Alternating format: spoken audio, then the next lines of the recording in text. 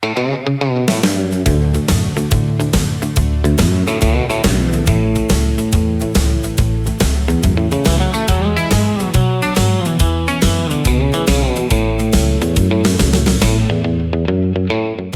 1972. Waylon Jennings is done.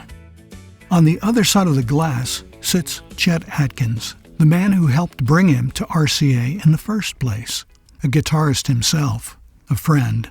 But even Chet answers to a machine bigger than both of them. Waylon listens to the plan for the record, and then he speaks the words he's choked on for 10 years. Let me make my music my way, or I walk. But to understand that fire, you have to go back to a frozen airstrip in Iowa, February 3rd, 1959. Waylon is 21, playing the bass for his hero, Buddy Holly. The tour bus has no heat. January in Iowa is miserable, so Buddy charters a small plane, 4 seats. That's it. Pilot, Buddy, and 2 passengers. The pilot is Roger Peterson, 21 years old. Waylon gives his seat to the big bopper, J.P. Richardson, and he's a big man, and the cold has been rough on him all week. Ritchie Valens wins a coin toss for the last seat. Now, Waylon is stuck on that cold bus, and Buddy grins, teasing him the way old friends do. Well, I hope your old bus breaks down. Waylon throws it right back. Just 2 road-weary friends ribbing each other. Well, I hope your old plane crashes. Minutes later, the plane is a fireball in a cornfield. Buddy is gone. Ritchie Valens, the big bopper, Roger Peterson. Waylon Jennings carries those words for decades. He doesn't talk about it. Not to Buddy's family, not to the bandmates who ask, barely to himself. What do you say? That joke was nothing. And everyone talks like that to their buddies, right? It shouldn't matter, and it does anyway, every single day. So he does what people do with a weight like that.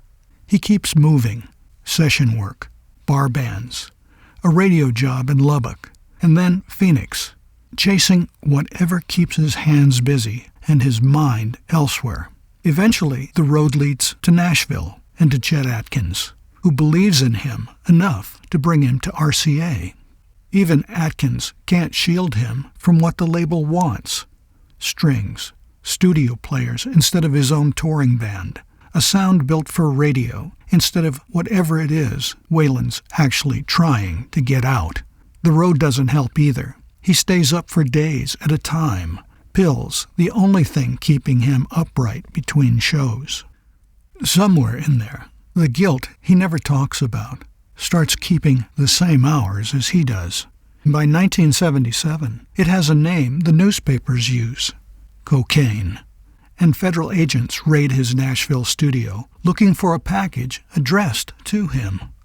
The charges don't stick, but the warning does. He's staring at the same ghost he's been staring at since Iowa, and this time he knows it. He gets clean, slowly, and then for good. He lets his hair grow, wears black leather. He finds a voice that's all gravel and bent notes, the sound of a man who stopped smoothing himself out for anybody. In 1978, he records a duet with Willie Nelson, Mamas, Don't Let Your Babies Grow Up to Be Cowboys. It's a warning. Don't let them grow up stubborn.